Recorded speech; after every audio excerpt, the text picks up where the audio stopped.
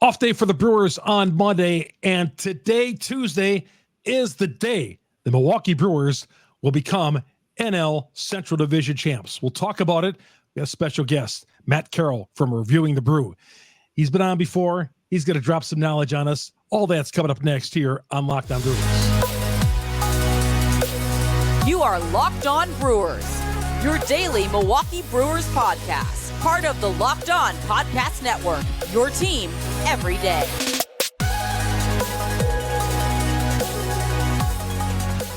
Hey, it's good to have you along late Monday night, Tuesday morning. This is Chuck Freeman, Locked On Brewers, part of the Locked On Podcast Network. We are your team every day.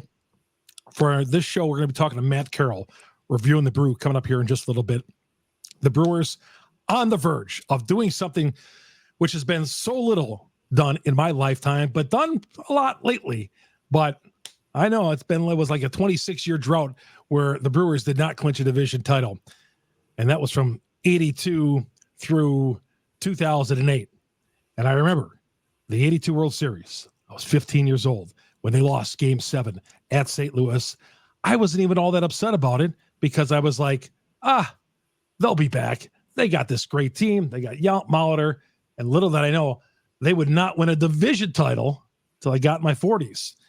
And a guy I hope will never have to wait that long ever again is Matt Carroll. Matt, it was a long drought of a lot of hopes, a lot of expectations, but it just didn't happen until 2008. But like in recent years, I mean, if you look at the Brewers have one of the best records in baseball since like 2017. Yeah, absolutely. That's really, and they were close to making the playoffs that season. That could have been the beginning of that streak that unfortunately ended last season. But yeah, the fans who, became Brewers fans in recent seasons, they're a little bit more used to this success. I was born the year after that World Series loss. And so all I ever knew growing up was the Brewers not making the playoffs until they finally make it in 2008. So we go through a little bit of a down period again after 2011.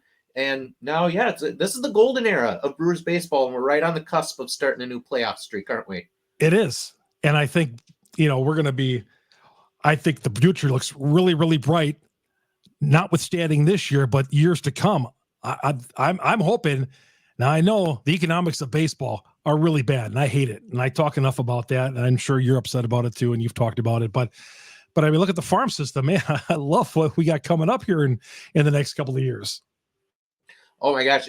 This last draft is one of the best drafts the Brewers have had in a while. And credit to Matt Arnold and kind of the newish regime. I know a lot of his scouting directors and stuff like that were carryovers from when Stearns was still there. But whatever direction they decided to go in this year worked because they got rave reviews for the draft that they had. But not just this year, like you mentioned, you've got Jackson Chourio going to make the big league soon. You've got Tyler Black going to make the big league soon. Maybe this last week, who knows?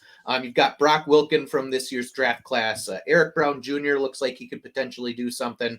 You've got Jacob Mizorowski. We can go on and on about the guys who are on the cusp of making it. And then you add all the rookies this season who have contributed, even ones we didn't expect, like an Andrew Monasterio. So even as we kind of start to move on from some of the Brewers players who we've become accustomed to over the last few seasons, there's a next wave of players who's ready to take over and should kind of continue that line of success for the Brewers for at least the next few years. When Monasterio first came up this year, I was like, okay. I mean, I didn't think he was ready for Major League ball, but now I love him. He seems like he comes up. Yeah, he goes through his funks once in a while, but I think his best role on this team is a utility guy. I don't see him really as an everyday starter on a team that's trying to win a World Series. How do you feel about that? I totally agree. I think he received as much playing time as he did out of pure necessity. I mean, you had Brian Anderson get injured for a little bit and then just, see his production fall off. Luis Urias ended up getting traded away. That kind of left you without any options at third base, especially when Owen Miller also ended up cooling off from his hot start and then also ended up getting option down. But Monasterio, credit to him, he's been one of the more consistent rookies on the season offensively. He has his ups and downs. I agree. Definitely defensively. He's not as strong as a guy over there like Brian Anderson, but he's certainly playable enough where Counsell, who didn't always like to lean on rookies in the past, granted this year he hasn't really had much of a choice in some senses, but he's stuck with Monasterio because of the value that he's brought at the plate, and he's kind of rewarded them. The Brewers get it kind of heating up down the stretch, and Monasterio is a big part of that. Chuck Freeman along with Matt Carroll from Reviewing the Brewer. Go to his website, him, Gasper, they all do a great job over there talking Brewers baseball with you every day, as we do here on Locked On Brewers. Matt, how would you massage his infield here for this season? You got Terang, you got Monasterio, and obviously Donaldson. They like the big bat that Donaldson can bring. Doesn't bring it enough, but we've seen him have some big moments so far. How do you think Counsell's going to go about this? If assuming they get past this 3-game or this best 2 or 3 series. Yeah, I think it'll be a little bit matchup dependent, and then a little bit who's got the hot bat at the time, because you essentially figure you've got a 3-person rotation between Josh Donaldson, Andrew Monasterio, and then Bryce Terang over at second, because when Donaldson's come in, every once in a while you'll see Monasterio at second and Terang getting to sit a little bit. When he came back from AAA, looked pretty good, looked like he made some adjustments and kind of figured some things out, but then again down the stretch, offense kind of cooled down a little bit. So, do you need to go lefty-righty matchup? Do you need to go with who the hot bat is? Do you have a lead, and do you really need to focus on defense where you've got really then Donaldson and Terang are the combo that you want to kind of roll with? Counsell, he loves to look at those matchups and, look at the situation and what fits best for it. So I would not be entirely surprised if once, if they get past that wild card round and into a longer series, that those first 3 games, you see 3 totally different combinations between the 3. And I think there's a great time and a place to go with any of those 3 combos. They keep running Donaldson out there. Like I said, he's had some big hits. He had the 2-run home run on Friday night. He had a 3-run home run, I believe, earlier in the week. So he's done a few things on this team, just not enough of them. But I think they keep him in because there's a potential of some magic happening there. Yeah, 100%. I mean, look at how the Brewers' offense was for 2/3 of the season. It took them forever to climb out of the bottom third of the league in offensive production in terms of runs per game. And so down the stretch, they've gotten hotter, and, Donaldson, like you said, has provided a lot of those big hits. And, when with one swing of the bat, he can give you, put 3 runs on the board and turn a, tie game into a 3-run lead, or, erase a deficit or anything like that. That's what you're hoping for when you have him in, and it's worth that risk. And again, him being definitely, for his age, he's very much passable defensively still at third. Oh, yeah. So that certainly helps. It's not like you're just throwing him out there and taking the hit on defense. You get that positive out of him as well. But it's something at this point you just take with him. Is he going to keep up a high average? Nope. But can he potentially account for half of the runs that you have on the day or more? Yeah. And with the Brewers offense, going in waves every once in a while, that's a risk that Counsell has to take sometimes. I mean, think about it, Matt, this odd makeup of the team. You have two 37-year-olds at the corner spots. Okay. Two, who weren't on the team to start the season. You got young guys on the rest of the roster. Those 237. Yeah, Carlos, another one. You mentioned about Donaldson can field his position. So can Carlos. It's just an odd. This makeup of this team is just kind of different and odd. I'm not saying it's bad. It's just it's a different combination, I would say. Right. We thought this was going to be the year of the rookies, and it would be the youth wave that really carried the Brewers forward. And to some extent it has. I mean, Sal Frelick has been a revelation for the most part the entire time since he's been up. Terang for most of the season has been on the roster. Weimer, he ended up disappointing, I think, a little bit this year, but had some highlight reels out in the outfield. And for most of the season was on the big league roster, even though he's down at AAA now. That we thought was going to be primarily kind of how the Brewers succeeded this year. And yet, like you said, it was some of the league veterans who come in. Canna's not exactly a young buck anymore either. He's not quite as old as those guys, but more of a veteran than the Rooks. Yeah, it's been an interesting mix now that we've gotten past the trade deadline. But, Arnold pressed all the right buttons and put the right mix of guys on that roster, and it ended up allowing the Brewers to, kind of stretch that lead finally in the NL Central, which they were trying all season to do and just could not until late in the season. Oh yeah, last time we talked, the lead was I think the Reds might have even been in first place at the time. Yeah. So, all right, hang on, Matt. I'm going to go take a quick break here and tell you about some sponsors here. Hang on, we'll get to you just in a little bit here. LinkedIn sales. Are you struggling to close deals? Cold outreach is wasting the time of both the buyer and seller at every stage, especially when sellers are using shallow and outdated data. Your organization can overcome these challenges with technology that translates comprehensive, high-quality buyer data into real-time insights. These deeper insights empower sales reps and teams to adapt to the habits of top performers, which leads to better outcomes like more pipeline, higher win rates, larger deals. We call this deep sales, and with the first deep sales platform with the next generation of LinkedIn Sales Navigator. Right now, you can try LinkedIn Sales Navigator, get a 60-day free trial, linkedin.com/lockedon. That's linkedin.com/lockedon, a 60-day free trial. Let LinkedIn Sales Navigator help you sell like a superstar today. Go to linkedin.com/lockedon and get started. Chuck Freeman, Matt Carroll with us as well here on Locked On Brewers, part of the Locked On Podcast Network. We are your team every day. Brewers and Cardinals in the first of a 3-game series, a clinching day coming up on Tuesday, 6:40. The broadcast on Sirius XM, the SXM app. Search Brewers. You get all 162 Brewers baseball. And by the way, I got into the show. I didn't even introduce myself. Chuck Freeman, longtime sportscaster in the state of Wisconsin, first-year host of Locked On Brewers. Thank you very much for following me along. Google, Spotify, Apple. We're on all the major downloads on the platforms. And, of course, our growing YouTube audience. Go to YouTube, search Locked On Brewers, hit that subscribe button, hit that bell there. It's going to alert you every time we drop an episode. We'll talk about some of the things that might worry you about the Milwaukee Brewers going into the postseason, and some of the things that may not worry you. All that ahead coming up on Locked On Brewers. Welcome back to Locked On Brewers. Chuck Freeman here. Locked On Brewers, part of the Locked On Podcast Network, and Matt Carroll. Follow him at MKE Matt 13, and of course, read his stuff on reviewing the Brew. All right, Matt. When I say the team going in an offensive funk would be our main concern going into the postseason? Definitely. We've seen it from time to time, even in these last couple months when the Brewers have gotten hotter. They'll throw in those random games where they'll score 0 runs, 1 run, kind of just out of nowhere off of very few hits. The Brewers pitching staff is performing about where you would want them to perform going into the postseason. I know this last weekend, little rough at times, but for the most part, Corbin Burnes, Freddie Peralta, Brandon Woodruff, they're right where you want them to be.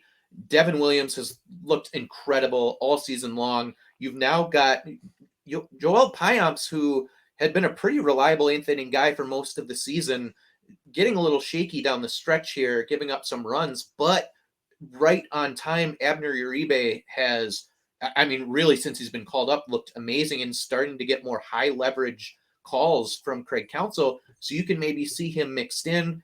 Elvis Peguero is on the injured list right now, but sounds like they're semi-confident that he'll be back in time for the playoffs. Hobie Milner has been really pretty solid all season, as well as Bryce Wilson. So you've got a really, really solid, that's 5 or 6 guys at the back end of the bullpen. You get a shortened series going, or a shortened rotation going into the wild card series with your 3 main guys.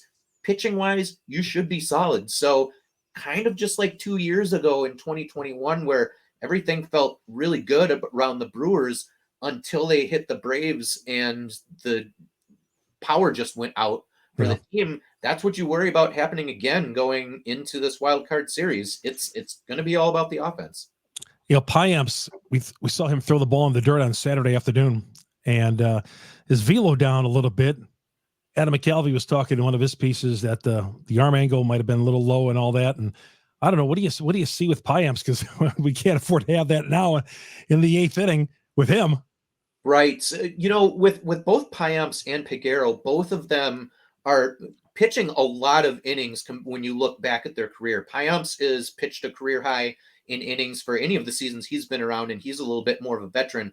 Peguero has pitched more innings this year than he had pitched, about 3 times more innings this year than he had pitched in the majors for his entire career previously, but more innings than he has at any pro level since he's joined any major league organization. So both of those two, they've got a lot of mileage on for what they've previously experienced. And I think that's where they're maybe starting to run out of gas a little bit. So you manage them. Well, Peguero, you don't have much of a choice but to manage because he's on the injured list. Yeah. But with Pineups now down the stretch, you manage him a little bit, take a little bit of the workload off of him, and just make sure he's fresh going into the postseason. They've clearly figured out something with him that worked, a formula that allowed him to be, very dominant. I mean, even with what he's done recently, his year-long numbers are very, very solid. By far career best for him. He can still definitely be a very big contributor for them. Just make sure that he's freshened up a little bit going into it, and he should still be a big, big guy for you late. Woodruff the other day, they came out for the mound visit. He was at 90, 91, and I was like, and he said he was pain-free pretty much. Mm-hmm. That's what he says. I hope, this is a bad time for that too to happen. Final week of the season, and all of a sudden Woody's throwing 90-mile meatballs down the plate. Yeah, and I know it was either mechanics or location. I can't remember what he said that he was most disappointed with after that outing. So as long as it wasn't injury, because of course he missed a ton of time this season. Mm-hmm. So, and I know the trainers actually came out to look at him for a little bit in that game, ends up staying in the game. But I think that was probably a pretty big scare to a lot of Brewers fans, knowing, just how long we were without him for a chunk of the season. So as long as he is healthy and as long as he's got some idea of, and I'm sure that they went back and looked at all the tape and, figured out, what it was that was off. And they're good at doing that and managing their pitching staff. As long as they've got that, as long as he's got his health, he, outside of that outing, might have been the Brewers' best starter for the last really couple months. So you need him to be at the level he was at going into the playoffs, and hopefully he will. Chuck Freeman here, Locked On Brewers, part of Locked On Podcast Network. We are your team every day. Matt Carroll joining us right now. Going to talk about the strength of the pitching staff coming up here in just a little bit. Just want to talk to you quickly about modern medical care and treatment are important, but our global supply chains are fragile. Things like pandemics, natural disasters, and foreign travel may cut you off from treatment you need. Jase Medical is your solution. Just fill out the online form, and one of the Jase Medical board-certified physicians can review it to determine whether medications are safe and appropriate. And Jase will send your prescriptions to one of their partner pharmacies when your order is filled and mailed directly to your home. You can also send your physician a message anytime. Give them a message on anything talking about your treatment. Everyone should be empowered to care for themselves and the loved ones that during the unexpected. That's why Jase Medical offers the Jase case. Save more than $360 by getting those life-saving antibiotics with Jase Medical, plus an additional $20 by using my promo code Locked On at checkout. Jase Medical, JASE Medical.com. Chuck Freeman here on Locked On Podcast Network. We are your team every day. Following us along on Google, Spotify, Apple, and of course on our video version, we drop daily on YouTube. Locked On Brewers. Search Locked On Brewers. Hit the subscribe button. Hit the like button. You'll get every episode of Locked On Brewers. Chuck Freeman. Follow me on Twitter, FREIMUND, and Matt Carroll, our terrific guest at MKE Matt 13. Any reason for the number 13, Matt? So I was born on the 13th, and that always ended up being my lucky number. So it's what I wore for every sports. Okay. Yeah, that's you and Zach Greinke. Yeah, exactly. So anyone who ever comes on the team that's wearing 13, I'm like, well, that's my new favorite player, obviously. There we go. Is there who's 13 now? Is there? We had a 13 earlier. Now I can't remember who it was. It might be Toro. Actually. Okay. Abraham. I think it's Toro. Okay. Who are you going with in the first three? You going with a 4-man? I wish they could go with a 3-man. I'm old school. I like to go with a 3-man.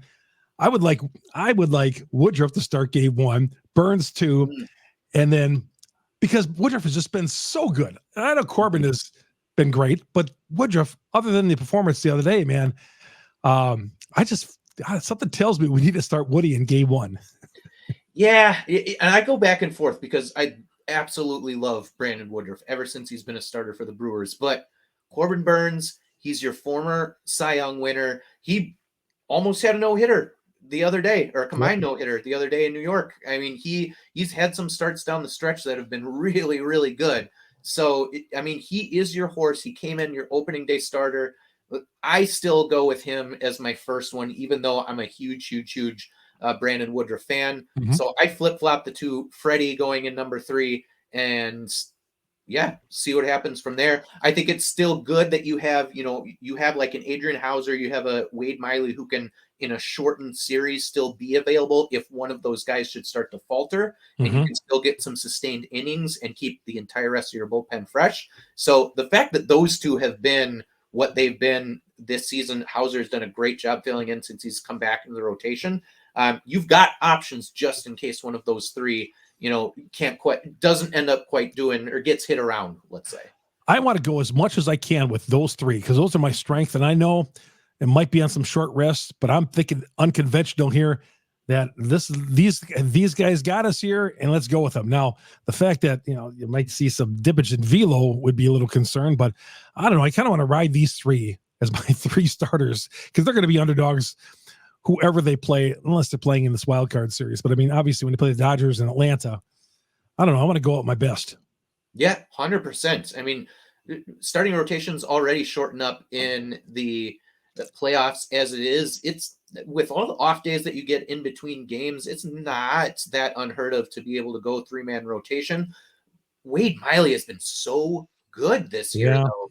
And he was, out a couple of times, with some nagging injuries, but that also meant that he has fewer innings on his arm than they expected maybe to put on it, and might be a little fresher going into the playoffs than maybe you would have expected. So if you go 4-man, you've got a really, really great option, maybe even compared to some other teams. But I can't totally argue with, that big 3. That is exactly what you hope for a team like the Brewers, is firing on all cylinders going into the playoffs, and they match up as good against any team's top 3, if not better than every team's top 3. Why wouldn't you want to use them as best players as many times as possible? One of the best recipes for success, right? Matt, you and I could manage a baseball team, co-manager. Right? There's no doubt about that. I threw this out on Twitter the other day. Who don't you want to face in the wild card? And overwhelmingly, it was the Chicago Cubs. From their fans to the rivalry, seems like most most Brewer fans don't want to see these guys again. How do you feel? Who don't you want to see? As much as I want to agree with that, and I don't want to have a series where, any series, whether it's regular season, whether it's postseason, where the Brewers and Cubs match up, there's just that added, it doesn't even matter if one of the teams isn't that great. There's just that added bit of energy that causes both teams to give it their all, and just, you never know what can happen. That said, I do not want to have anything to do with Arizona Diamondbacks, mostly because of the top 2 starting pitchers for that team. Merrill Kelly and Zach Gallen have just dominated the Brewers for 2 seasons now. Every time we have to face those 2 guys, it does not go well. So, yes, Brewers pitching is great as it is. We said earlier that it's going to come down to the Brewers offense and whether they can actually perform.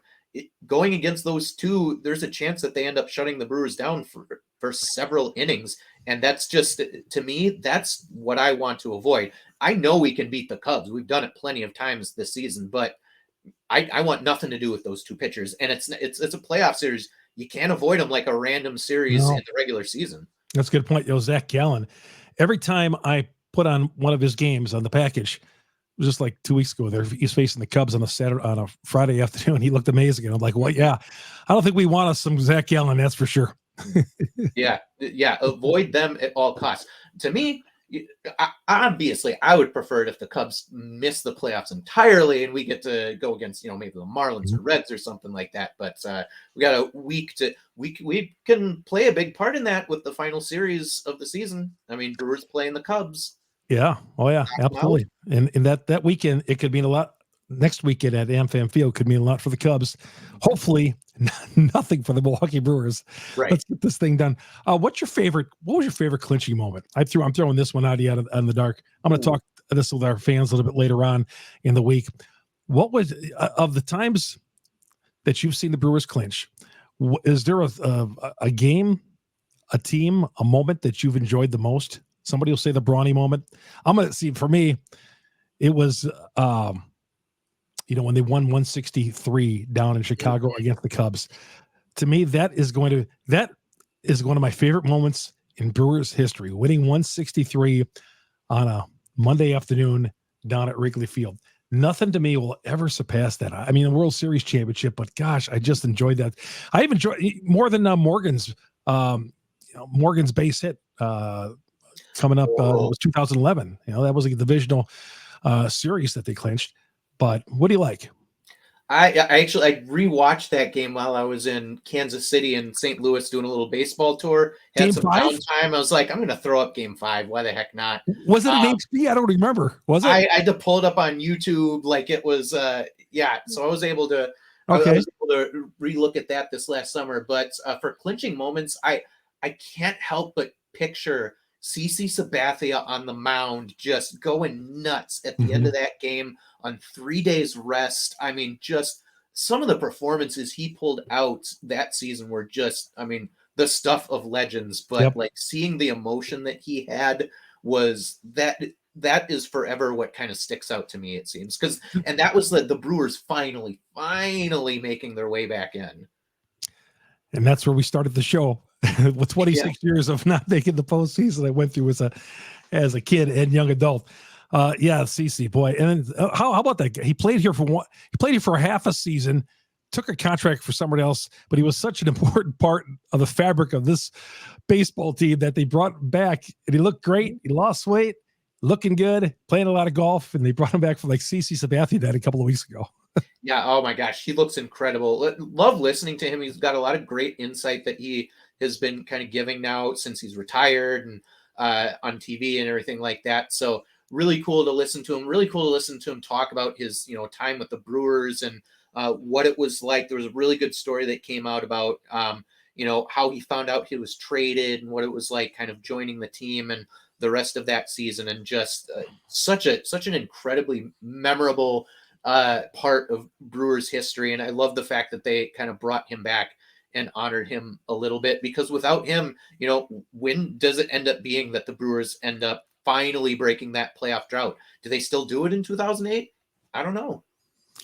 Because they didn't get back till 2011, and we know how that ended. And then 2018, I didn't think they'd go 2011 to 2018. I thought after they lost that series to the Cardinals that I would have guessed that Renicky would have managed one more postseason at least, and he didn't. It wasn't until 2018 and counts. That was I didn't think that was going to happen.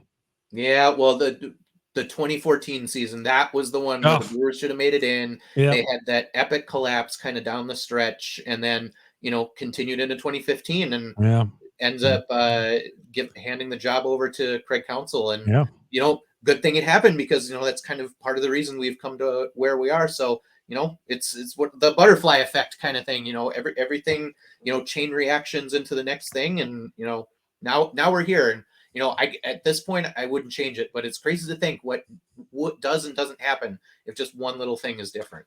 Matt, always enjoy your insight. Thanks for coming on. We're going to have to catch up in the off season, my friend. Absolutely. We know it, just like every other off season for the Brewers to try and stay competitive, there's a lot that's got to happen, and It'll be another big one. Matt Carroll, reviewing the Brew. Follow him at MKEMatt13. That's MKEMatt13. Chuck Freeman, along with Matt Carroll. Chuck Freeman, Locked On Brewers, part of Locked On Podcast Network. We are your team every day. Again, the Brewers and Cardinals in the first of a 3 game set. 6:40 coming up on Tuesday night. Get on Sirius XM, the SXM app. Search Brewers. You get all 162. You find me on Twitter, Chuck Freeman, FREIMUND. And you find our podcast, Google, Spotify, Apple. We're on all the major downloads. And, of course, on YouTube. Go to YouTube, search Locked On Brewers. Hit the subscribe button. Hit the bell there. That'll get you locked in. Hey, Matt, let's enjoy these playoffs, my friend. Let's do it. I'm going to love it. Chuck Freeman, Locked On Brewers, from part of Locked On Podcast Network. Good night, everybody.